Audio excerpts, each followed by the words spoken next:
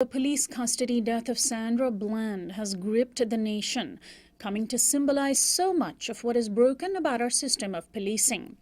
The 28-year-old African-American woman was found dead in her jail cell 3 days after she was first arrested, after being pulled over by Texas State Trooper Brian Encinier and violently arrested. Now, an autopsy released by Texas authorities has concluded that, quote, the cause of death was hanging and the manner of death was a suicide. Family and friends have ruled out suicide, saying they didn't believe the woman they knew and loved, who had just gotten a new job that she was moving to Texas for, would have killed herself. The Texas prosecutor also said that Bland had marijuana in her system. She was active on social media and a vocal supporter of the Black Lives Matter movement. She regularly posted commentaries called #SandySpeaks. Bland was laid to rest on Tuesday night. Joining me today is Thandisizwe Chimurenga. She's a contributing writer for Truth Out, Counterpunch, and the Los Angeles Watts Times and Sentinel newspapers, author of the newly released Reparations Not Yet, A Case for Reparations and Why We Must Wait. Her earlier book was No Doubt, The Murders of Oscar Grant. Let's first talk about the autopsy results, Thandi. So let's talk about the fact that Texas authorities have ruled her death as a suicide. They basically said that she had cut marks on her left wrist, which were in a state of healing. And the Texas prosecutor who shared the results said that there were no bite marks or other injuries on her face or lips or tongue, which would be consistent with a violent struggle. Do you believe this? Of course, I don't believe that, Sonali. Lawrence O'Donnell on MSNBC had the mother and the sister and the attorney for the family of Sandra Bland on, and they talked about the text message that they received from the Waller County DA stating that a second autopsy was needed because the first one was defective. Later on in the show, they talked about the exact wording of the text, stating that they were hoping that the body would be available for future investigations. And now we're seeing all of this media mentions, press releases coming out stating that the that the coroner in Texas has ruled it a suicide. It's got to be the fastest autopsy and results ever known to humanity, first of all. But I'm with the family.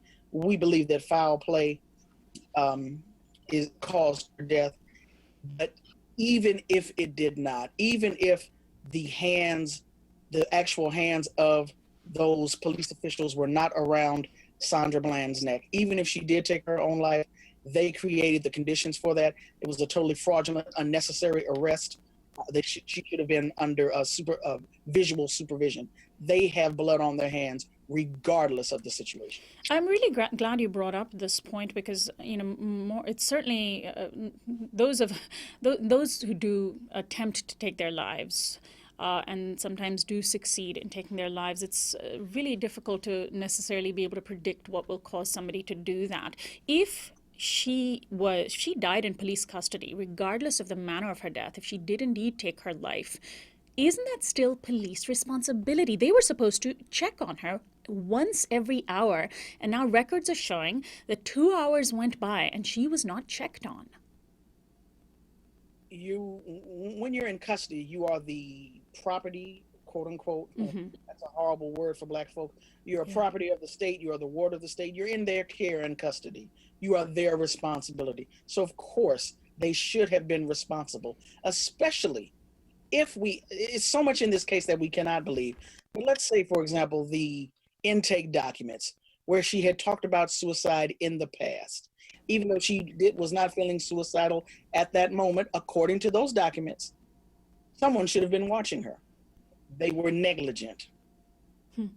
And there was a friend of Sandra Bland's who shared a voicemail that she left for him with the media. I want to play for you and our audience a clip of that friend of Bland's sharing this cell phone voicemail. They got me set at a $5,000 bond. I'm still just at a loss for words, honestly, about this whole process. How this switching lanes with no signal turned into all of this, I don't even know. But I'm still here, so I just call me back when you can. And that is the voice of Sandra Bland while she was jailed, saying she was still here, that she just couldn't understand what was going on.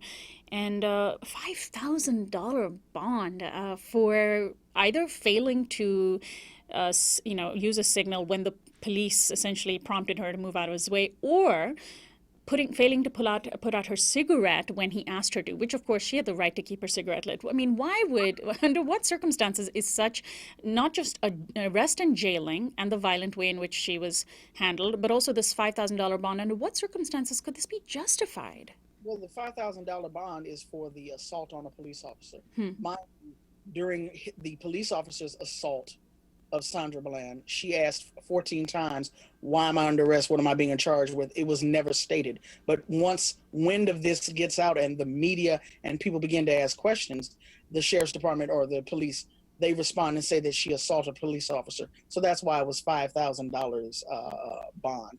But again, that particular police officer, Brian Encina, was removed from active duty based upon what his superiors saw on the dash cam video, that he was totally out of compliance and out of line. So once again, police have created a situation where a person ended up dying. They assaulted her. He had no business pulling over. If you notice, he was coming behind her for a reason. And then she got out of the way and he decided to cite her for failure to use the turn signal.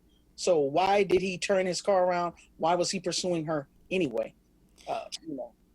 I'm really glad you brought up the fact that essentially Sandra Bland seems to have simply been pulled over because the cop felt like it, and then he was able to create a situation where he created an excuse to arrest her, and he said, I will light you up. That was a threat.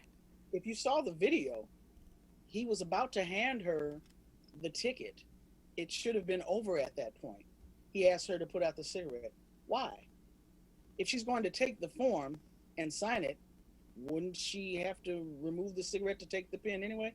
He was looking for an excuse. He was baiting her. And he didn't even say, please put out the cigarette, or I'm ordering you to put out the cigarette. He actually said, do you mind putting out the cigarette? And she said, no. She minded putting out the cigarette. See, this is what I'm talking about. White supremacy never, ever takes responsibility for its actions. It can do no wrong. It has the right to do whatever it wants. And once you question it, it begins to blame the victim. Well, if Sandra had just kept her mouth shut, if she had just put out the cigarette, if she had just taken the ticket and fought it later, how come that cop was allowed to act that way? And if you notice, everything had been on the dash cam except when he takes her out of the car. He moves it out of the line of sight. Why didn't he have her directly on the hood so that he could place her under arrest or handcuff her? Why was he taking her out of the line of sight? These are the kinds of questions that we need to continue to ask. This is the type of thing that we need to continue to hammer at. Police have got to get the message that no, you cannot do whatever it is you want to do. You will be questioned on it. You will be confronted about it. Thandi, let's talk about the fact that the character assassination of Sandra Bland has already, of course, begun after her death. You've written about this before, the case of Oscar Grant, where after a person gets killed by police, or in this case within police custody, to try to be accurate, or as accurate as we can be given the information we have. Now, of course, we're being told she had marijuana in her system, a large amount of marijuana in her system. Of course, we saw her interactions with the police. Even if she had had some marijuana, she did not sound inebriated. She sounded rightfully angry. And of course, if she was in Colorado or some of the states where it's legal, that wouldn't even be an issue. And of course, if she was a white person who had smoked pot, nobody would ever bring it up, right? So do you see this as part of that sort of character assassination? The seconded murder? The murders of Oscar Grant, the murders of Sandra Bland, the murders of Eric Garner, the murders of Tamir Rice. There's always a double, triple, sometimes a quadruple murder that takes place. The character assassination is to place in the minds of the populace the rationale. It's okay, well, the person did something wrong. If they hadn't done something wrong or hadn't been doing something illegal, again, we never, ever question the police. And this is one of the best cases I've ever seen where there have been so many horrible inconsistencies. We can no longer continue to give police the benefit of the doubt. The lawyer for the family says that the district attorney sends him a text Sandra either swallowed or smoked a large amount of marijuana in custody. In custody, not before she was arrested, but while she was in custody? This type of wording, who smokes marijuana in jail? If you're allowed to smoke marijuana in jail, that means you're probably going to pass it to the guards, okay? Wow. I mean, it's ridiculous the levels that they go to assassinate the character, to kill the person a second time. They go to such ridiculous lengths that they end up insulting themselves in the process. And then, of course, there's the media assassination. The CNN put on an ex-cop who said Sandra Bland sounded arrogant from the very beginning. And of course, you've seen this before as well, right? Well, of course, that's the crime. Yeah. That's the crime. Contempt of cop, being arrogant. That's the reason, really, why. Because under white supremacy, Black people are not allowed any shred of dignity. They're not allowed bodily integrity. What people have got to understand, Black people in the United States of America, I haven't lived anyplace else, so I can't talk about any place else. But in the United States of America, Black people are the only people who give their children, quote unquote, the talk. Black folks know what that means, the talk. Yeah. Charles Blow in the New York Times talked about the talk. We are the only people that sit our children down and say, this is how you conduct yourselves around law enforcement. Nobody else has to do that. Nobody else does that. And what we have got to begin to understand, Black people and others, is that there's going to come a time, we're seeing it now, where a Black person is going to be like, you know what? I'm not having it today. I'm going to assert my rights. I have the right to dignity. What you are doing is wrong. What you are doing is illegal, and I'm not going to take it. It is unfortunate that that might end in death. But there's going to come a time where people are going to be like, you know what? I'm not taking it anymore. And we're not talking about rising up. I'm not talking about rising up in an uprising. I'm talking about a simple traffic stop. No, I'm not going to sign this. I'm not going to get out the car. Basically the same thing that Sandra Bland said. I'm not going to have it today. And that is a person's right. Of course we mourn. Of course we're angry. Of course it's not right. But it is that person's right to demand one last bit of shred of dignity, even if it's that person's last day on earth. People are just going to get fed up. Speaking of dignity, Sandra Bland's mother, who she was very, very close to, they went on a road trip very, just a short while before Bland died. Her name Geneva Reed Veal, again, another mother who's lost her child. And at the funeral, she spoke saying, "There is not anywhere I could see that my baby took her own life." People. The memorial, that's right. I'm sorry, at the memorial. On the 25th. And she said, "My purpose is to go back to Texas and stop all of the injustices in the South. Once I put this baby in the ground, I'm ready. This means war." And of course, people never want to see the deaths of their loved ones be in vain. How important are Geneva Reed Veal's words and her anger? It's important and it's refreshing. Yeah. She's not talking about forgiving those who are responsible for the murder of her child. She's talking about taking on a system that created those conditions. And that's what's needed. We need for family members to become organized and confront these systems. There are a lot of high profile families, family members of people who have been murdered. And, I'm not trying to speak ill of them at all. They suffered a horrendous loss that I would never, ever want to suffer. I don't know if I could recover from it.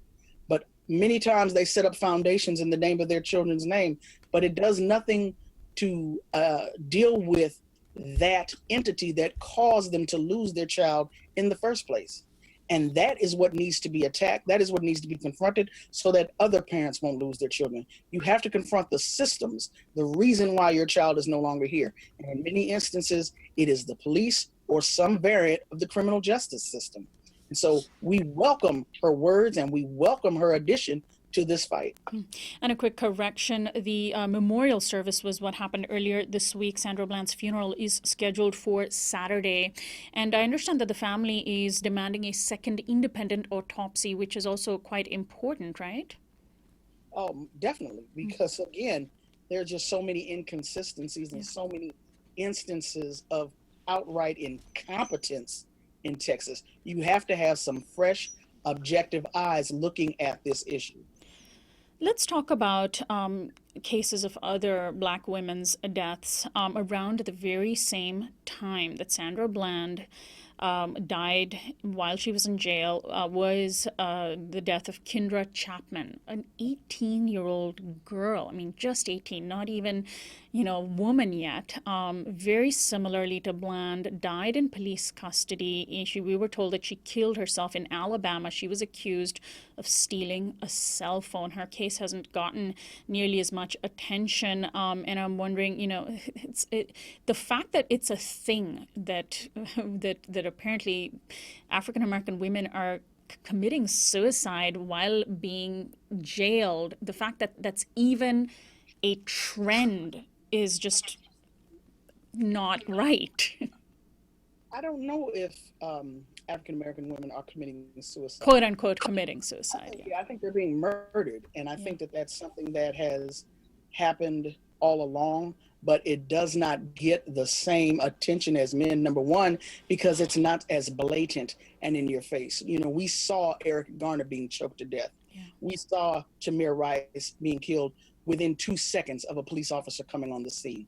We don't have video evidence of Sandra being choked, of Kindra being choked, or of hanging herself. And so the violence that happens against women is usually in a dark corner. It's away from public eyes. And so the media and those people who are responsible for these types of murders are able to put out that kernel of doubt in our minds. Well, maybe she did kill herself. We don't have any video evidence to state otherwise. And so because that type of violence against Black women is usually away from public eyes, it's not as visceral. It's visceral hearing Eric Garner say, "I can't breathe."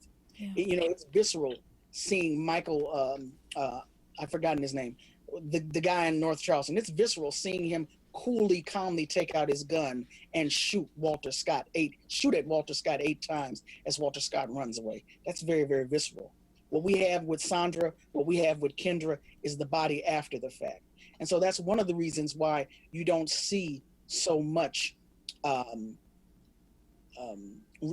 a reaction.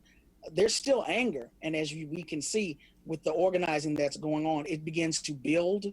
But at the moment it happens, it's not the same for Black men because it's not as visual to us. Yeah. It's not as visceral. Yet Sandra Bland's case has become so important and powerful. And I'm wondering, Thandi, if that is because of her, after her death, her humanity continued to exist on social media with the multiple sort of footprints that she left behind with her videos. People were able to get to know Sandra Bland in the little bits that she left, the videotaped commentaries that she left. She became a three-dimensional human being who spoke out, who laughed, who was full of life. She had a gleam in her eye and a big smile on her face.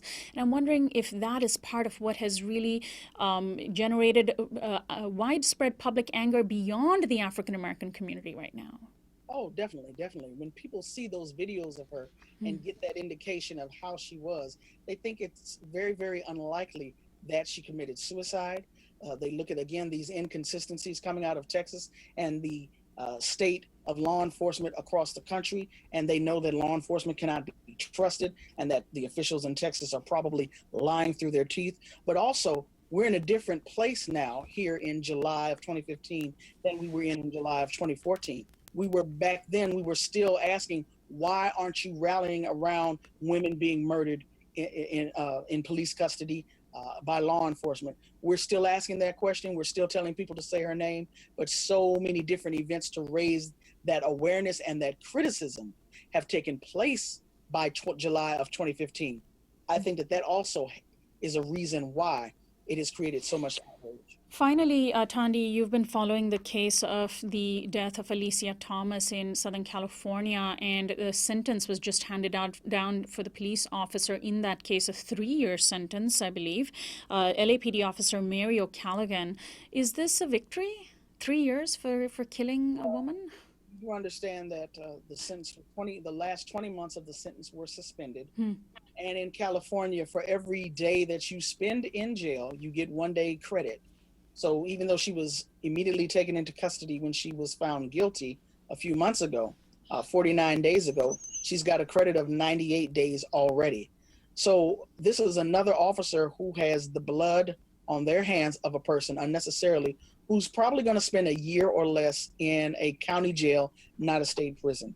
So on the one hand, we're seeing a conviction for the death of a person. In a way, that's a victory. It's not the charge it should have been. It's not the amount of time it should have been. If, say, for example, I had killed a police officer. Right. So, 6 of one, half dozen of the other. Thandi, thank you so much for the work that you do and for joining us today and reflecting on these issues. Thank you so much for having me. My guest is Thandisizwe Chimurenga. She's a contributing writer for Truth Out, Counterpunch in the Los Angeles Watts Times and the Sentinel newspapers. She's also the author of the newly released Reparations Not Yet, A Case for Reparations and Why We Must Wait. Her earlier book was No Doubt The Murders of Oscar Grant, and we've been talking about Sandra Bland as well as Alicia Thomas, Kindra Chapman, and many, many others.